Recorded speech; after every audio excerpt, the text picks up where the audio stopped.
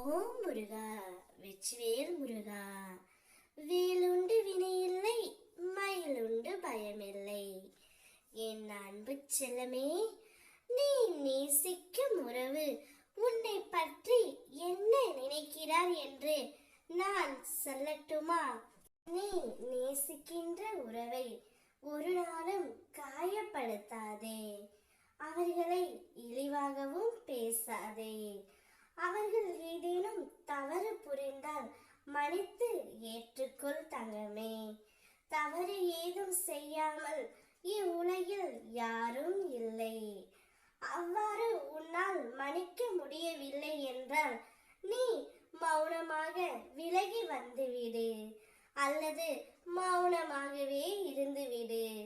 உன்னுடைய மௌனமே அவர்களுக்கான தண்டனை என்பதை நீ முதலில் உணர்ந்து கொள்.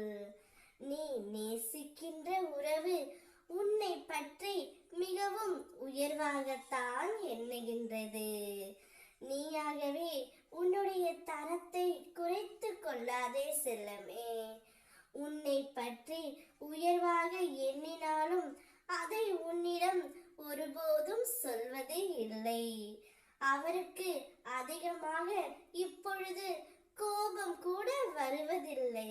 கோபம் என்பது எல்லோருக்கும் வரக்கூடியதுதான். சில சமயங்களில் சற்று கூடுதலாக வரவிருக்கும். அதை நீ பெரிதுபடுத்தாமல் விட்டு கொடுத்து அனுசரித்து பழகு தங்கமே. விட்டு கொடுப்பவர்கள் கெட்டு போவதில்லை என்ற பழமொழிக்கு உதாரணமாக என் பிள்ளை நீ எப்போதும் இருக்க வேண்டும். நீயும் உன் துணையுடன் சேர்ந்து நன்கு ஜெயமாகவும் சுபிக்ஷமாகவும் 16 செல்வங்களும் பெற்று சீரும் சிறப்புமாக உன் அப்பா நான் உத்தரவிடுகிறேன். நீ நன்றாக வாழ்வாய் தங்கமே. நான் இருக்கும் வரையில் உன்னையும் உன் துணையையும் யாரும் பிரித்துவிட முடியாது. நீயும் அவர்களை எப்போதும் எந்த நேரமும் காயப்படுத்தாமல் இரு. நீ நேசிக்கின்ற உறவு உன்னைத்தான் அதிக அளவு நேசிக்கின்றது.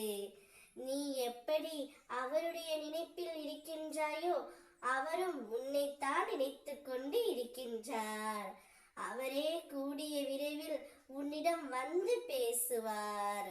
நீ நன்றாக வாழ்வாய். ஓ முருகா, வெற்றிவேல் முருகா.